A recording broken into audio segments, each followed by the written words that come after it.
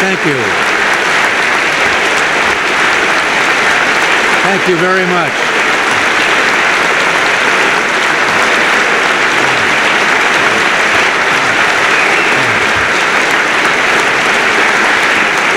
Thank you.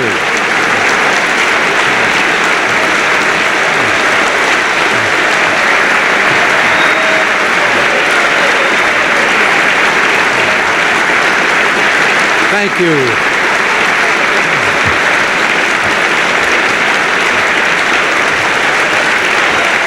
Thank you very much.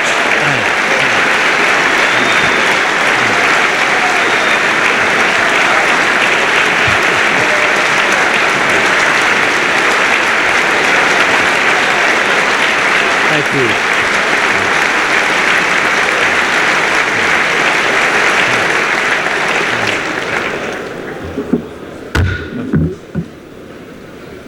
Members of the Congress, I have the high privilege and distinct honor of presenting to you the President of the United States. All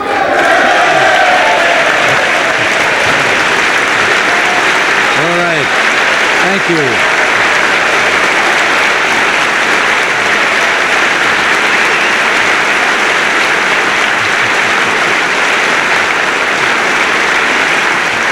Thank you.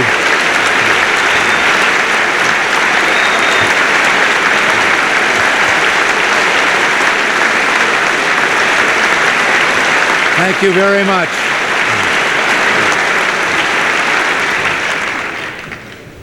Mr. Speaker, Mr. President, distinguished members of the Congress, honored guests, and fellow citizens, thank you for allowing me to delay my address until this evening. We pause together to mourn and honor the valor of our 7 Challenger heroes, and I hope that we're now ready to do what they would want us to do: go forward, America, and reach for the stars.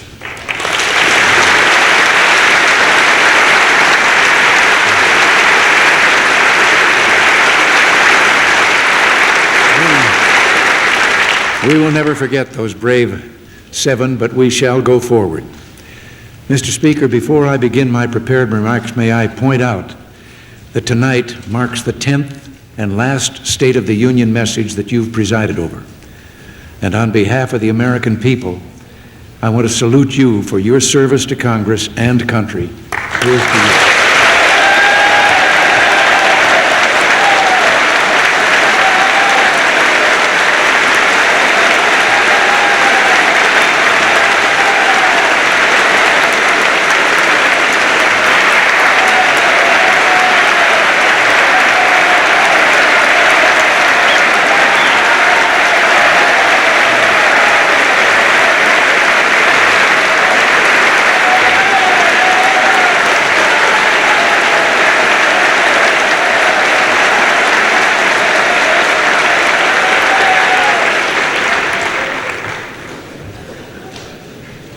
I have come to review with you the progress of our nation, to speak of unfinished work, and to set our sights on the future.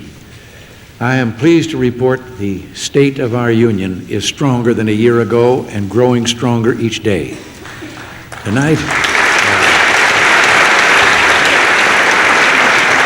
Tonight we look out on a rising America, firm of heart, united in spirit, powerful in pride and patriotism. America is on the move. But it wasn't long ago that we looked out on a different land. Locked factory gates, long gasoline lines, intolerable prices, and interest rates turning the greatest country on earth into a land of broken dreams. Government growing beyond our consent had become a lumbering giant, slamming shut the gates of opportunity, threatening to crush the very roots of our freedom. What brought America back? The American people brought us back with quiet courage and common sense.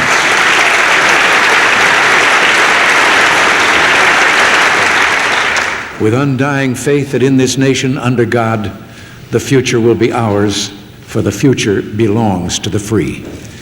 Tonight, the American people deserve our thanks for 37 straight months of economic growth, for sunrise firms and modernized industries creating 9 million new jobs in 3 years, interest rates cut in half, inflation falling over from 12% in 1980 to under 4% today, and a mighty river of good works, a record $74 billion in voluntary giving just last year alone.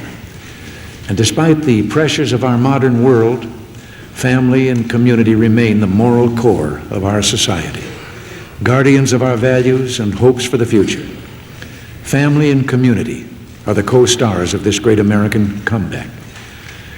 They are why we say tonight, private values must be at the heart of public policies.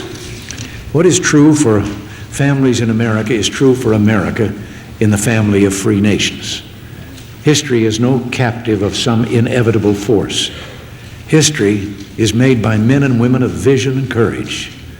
Tonight, freedom is on the march. The United States is the economic miracle, the model to which the world once again turns. We stand for an idea whose time is now. Only by lifting the weights from the shoulders of all can people truly prosper, and can peace among all nations be secured. Teddy Roosevelt said that a nation that does great work lives forever. We have done well, but we cannot stop at the foothills when Everest beckons. It's time for America to be all that we can be. We speak tonight of an agenda for the future, an agenda for a safer, more secure world. And we speak about the necessity for actions to steel us for the challenges of growth, trade, and security in the next decade and the year 2000. And we will do it not by breaking faith with bedrock principles, but by breaking free from failed policies.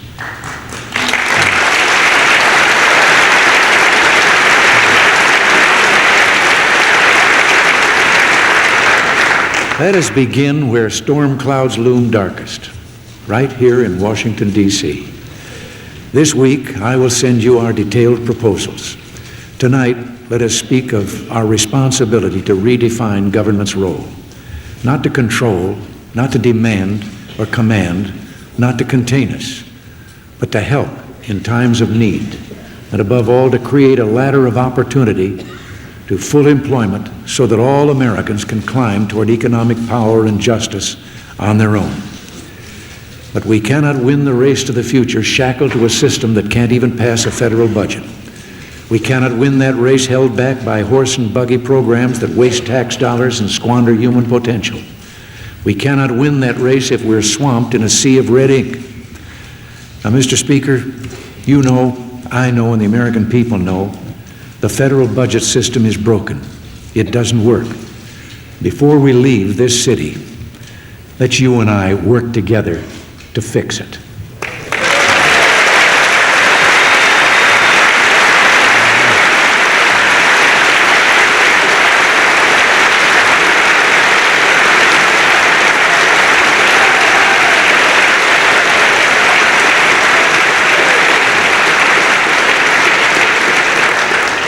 And then we can finally give the American people a balanced budget.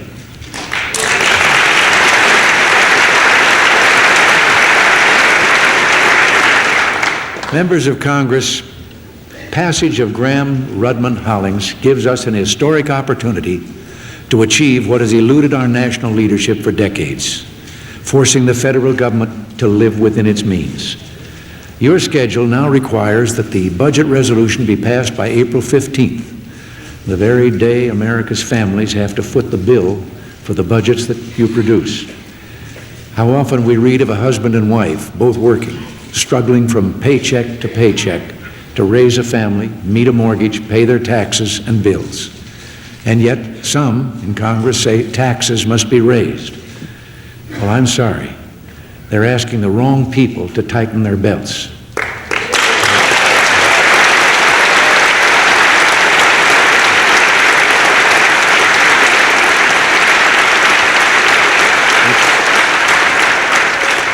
It's time we reduced the federal budget and left the family budget alone.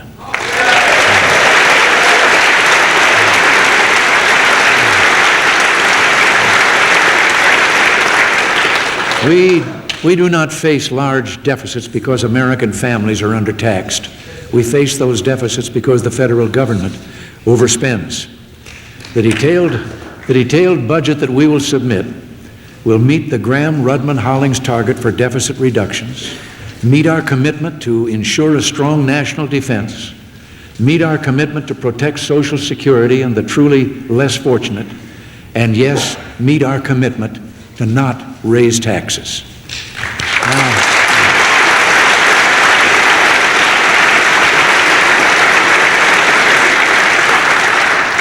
How should we accomplish this? Well, not by taking from those in need. As families take care of their own, government must provide shelter and nourishment for those who cannot provide for themselves. But we must revise or replace programs enacted in the name of compassion that degrade the moral worth of work, encourage family breakups, and drive entire communities into a bleak and heartless dependency. Graham-Rudman-Hollings can mark a dramatic improvement, but experience shows that simply setting deficit targets does not assure they'll be met. We must proceed with Grace Commission reforms against waste, and tonight I ask you to give me what 43 governors already have. Give me a line item veto this year.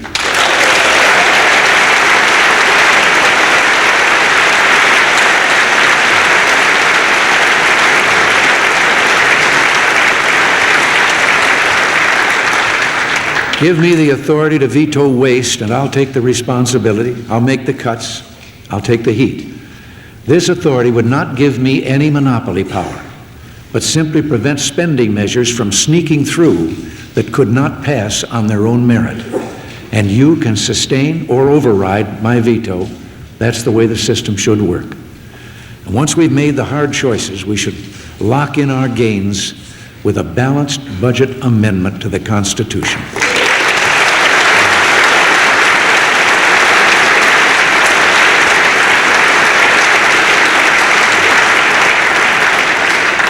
I mentioned that we will meet our commitment to national defense. We must meet it. Defense is not just another budget expense. Keeping America strong, free, and at peace is solely the responsibility of the federal government. It is government's prime responsibility. We have devoted 5 years trying to narrow a dangerous gap born of illusion and neglect, and we've made important gains. Yet the threat from Soviet forces, conventional and strategic, from the Soviet drive for domination, from the increase in espionage and state terror, remains great. This is reality. Closing our eyes will not make reality disappear. We pledged together to hold real growth in defense spending to the bare minimum. My budget honors that pledge, and I'm now asking you, the Congress, to keep its end of the bargain. The Soviets must know that if America reduces her defenses, it will be because of a reduced threat, not a reduced resolve. Keeping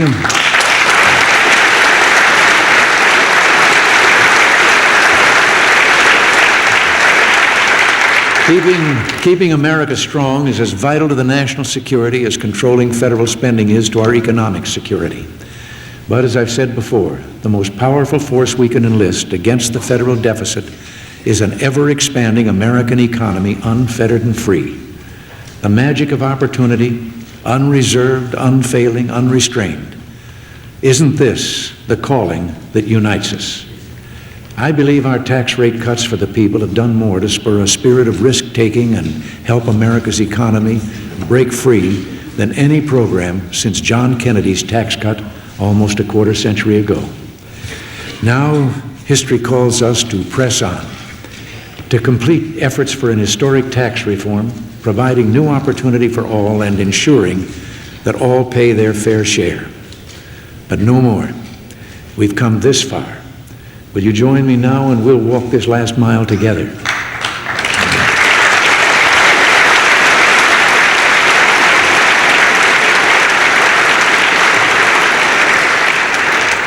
You know my views on this. We cannot and we will not accept tax reform that is a tax increase in disguise. True reform must be an engine of productivity and growth, and that means a top personal rate no higher than 35%. True reform must be truly fair, and that means raising personal exemptions to $2,000. True reform means a tax system that at long last is pro-family, pro-jobs, pro-future, and pro-America.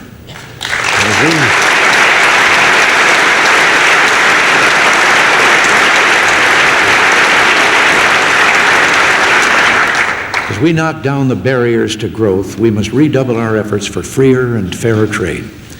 We have already taken actions to counter unfair trading practices, to pry open closed foreign markets. We will continue to do so. We will also oppose legislation touted as providing protection that in reality pits one American worker against another, one industry against another, one community against another, and that raises prices for us all. If the United States can trade with other nations on a level playing field, we can outproduce, outcompete, and outsell anybody anywhere in the world.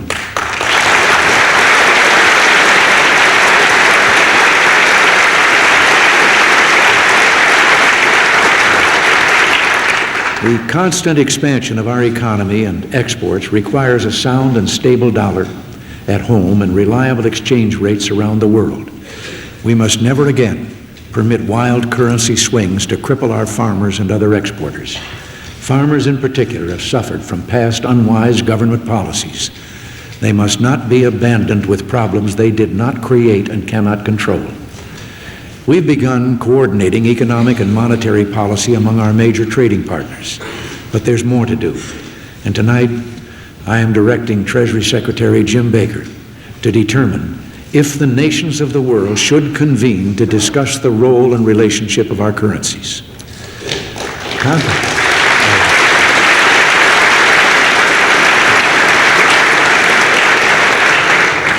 Confident in our future, secure in our values, Americans are striding forward to embrace the future. We see it not only in our recovery, but in 3 straight years of falling crime rates, as families and communities band together to fight pornography, drugs, and lawlessness, and to give back to their children the safe and, yes, innocent childhood they deserve. We see it in the renaissance in education, the rising SAT scores for 3 years. Last year's increase, the greatest since 1963. It wasn't government and Washington lobbies that turned education around. It was the American people who, in reaching for excellence, knew to reach back to basics. We must continue the advance by supporting discipline in our schools, vouchers that give parents freedom of choice, and we must give back to our children their lost right to acknowledge God in their classrooms.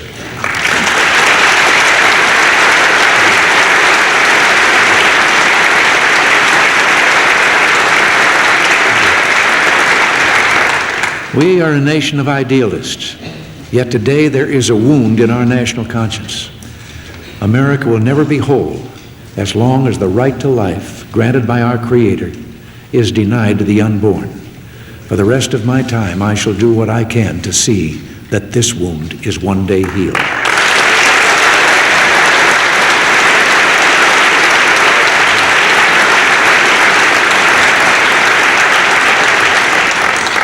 As we work to make the American dream real for all, we must also look to the condition of America's families.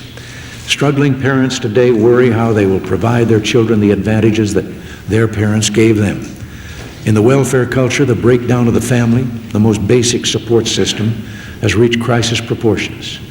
In female and child poverty, child abandonment, horrible crimes, and deteriorating schools. After hundreds of billions of dollars in poverty programs, the plight of the poor grows more painful. But the waste in dollars and cents pales before the most tragic loss, the sinful waste of human spirit and potential. We can ignore this terrible truth no longer. As Franklin Roosevelt warned 51 years ago, standing before this chamber, he said, "Welfare is a narcotic, a subtle destroyer of the human spirit." And we must now escape the spider's web of dependency. Tonight, I am charging the White House Domestic Council to present me by December 1st, 1986, an evaluation of programs and a strategy for immediate action to meet the financial, educational, social, and safety concerns of poor families. I'm talking about real and lasting emancipation, because the success of welfare should be judged by how many of its recipients become independent of welfare.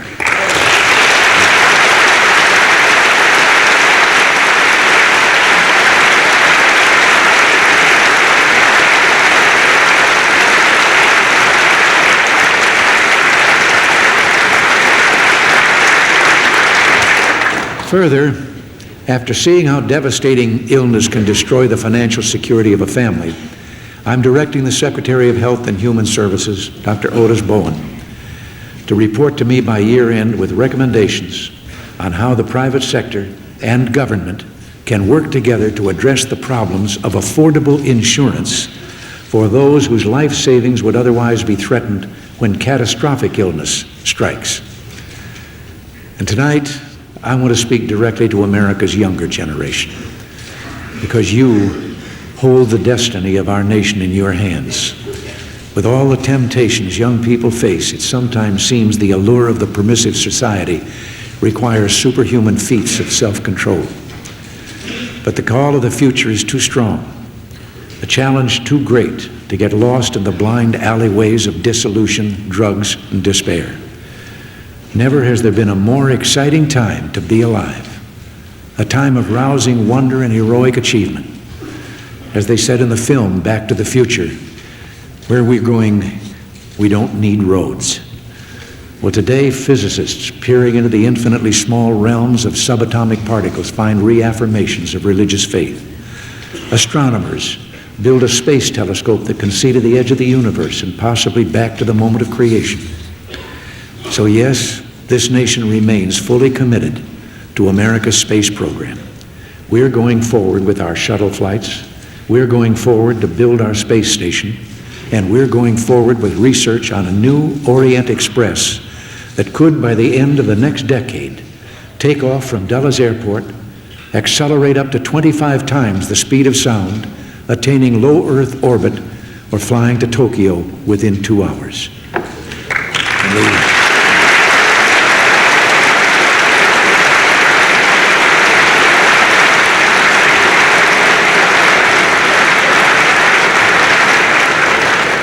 And the same technology transforming our lives can solve the greatest problem of the 20th century.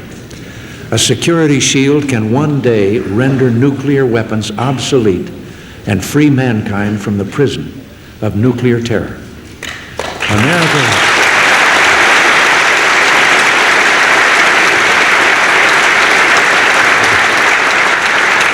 America met one historic challenge and went to the moon.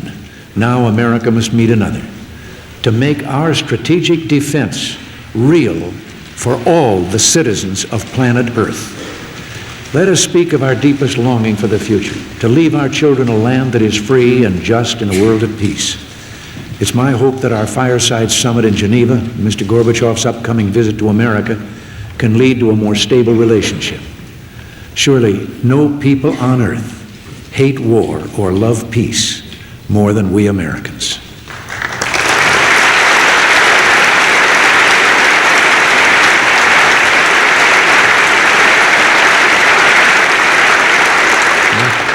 But we cannot stroll into the future with childlike faith.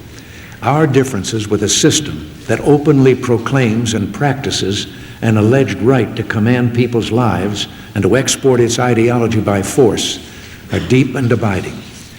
Logic and history compel us to accept that our relationship be guided by realism, rock hard, clear-eyed, steady, and sure. Our negotiators in Geneva have proposed a radical cut in offensive forces by each side with no cheating. They have made clear that Soviet compliance with the letter and spirit of agreements is essential. If the Soviet government wants an agreement that truly reduces nuclear arms, there will be such an agreement.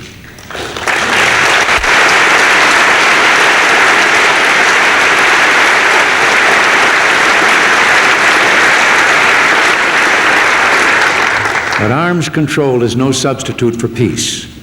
We know that peace follows in freedom's path. and conflicts erupt when the will of the people is denied.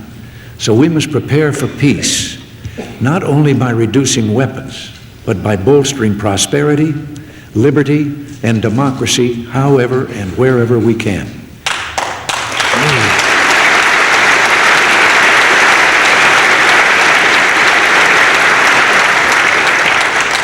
We advance the promise of opportunity every time we speak out in behalf of lower tax rates, freer markets, sound currencies around the world. We strengthen the family of freedom every time we work with allies and come to the aid of friends under siege. And we can enlarge the family of free nations if we will defend the unalienable rights of all God's children to follow their dreams.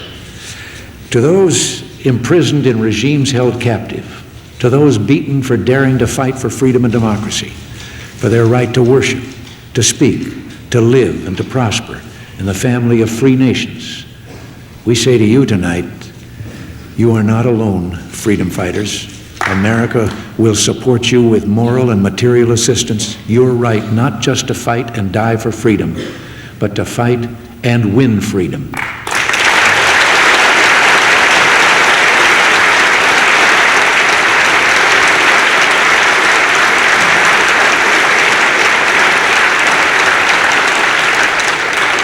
To win freedom in Afghanistan, in Angola, in Cambodia, and in Nicaragua.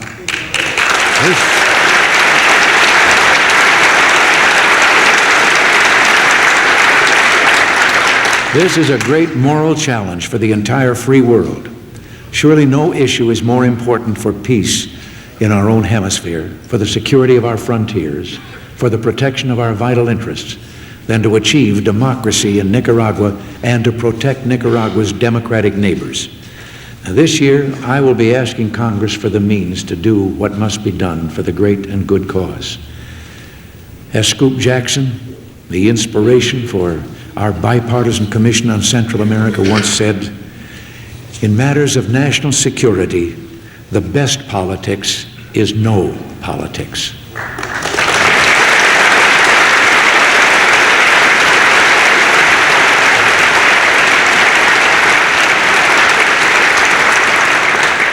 What we accomplish this year in each challenge we face will set our course for the balance of the decade, indeed for the remainder of the century. After all we've done so far, let no one say that this nation cannot reach the destiny of our dreams. America believes America is ready. America can win the race to the future, and we shall. The American dream is a song of hope that rings through night winter air, vivid, tender music that warms our hearts when the least among us aspire to the greatest things, to venture a daring enterprise, to unearth new beauty in music, literature, and art, to discover a new universe inside a tiny silicon chip or a single human cell. We see the dream coming true in the spirit of discovery of Richard Cavoli. All his life he's been enthralled by the mysteries of medicine. And Richard, we know that the experiment that you began in high school was launched and lost last week. Yet your dream lives, and as long as it's real, work of noble note will yet be done. Work that could reduce the harmful effects of X-rays on patients and enable astronomers to view the golden gateways of the farthest stars. We see the dream glow in the towering talent of a 12-year-old Tyrone Ford, a child prodigy of gospel music. He has surmounted personal adversity to become an accomplished pianist and singer. He also directs the choirs of 3 churches and has performed at the Kennedy Center. With God as your composer, Tyrone, your music will be the music of angels. We see the dream being saved by the courage of a 13-year-old Shelby Butler, honor student and member of her school's safety patrol, seeing another girl freeze in terror before an out-of-control school bus. She risked her life and pulled her to safety.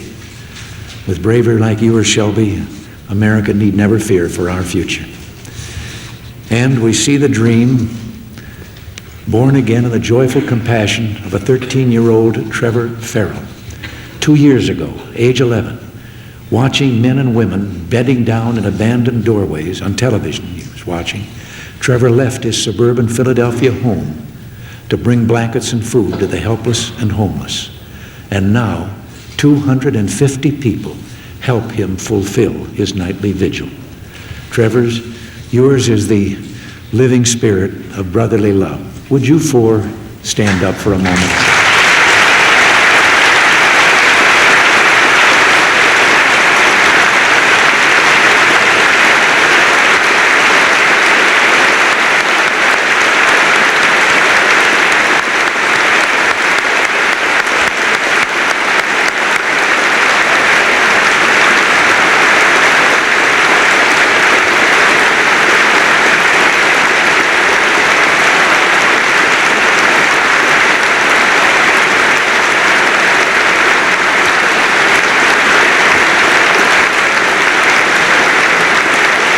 Thank you.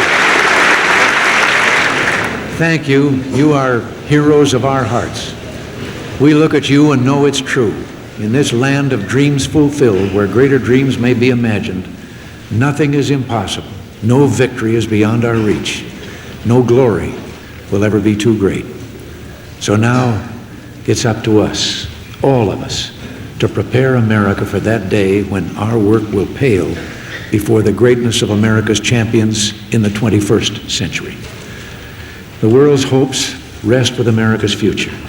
America's hopes rest with us. So let us go forward to create our world of tomorrow in faith, in unity, and in love. God bless you, and God bless America.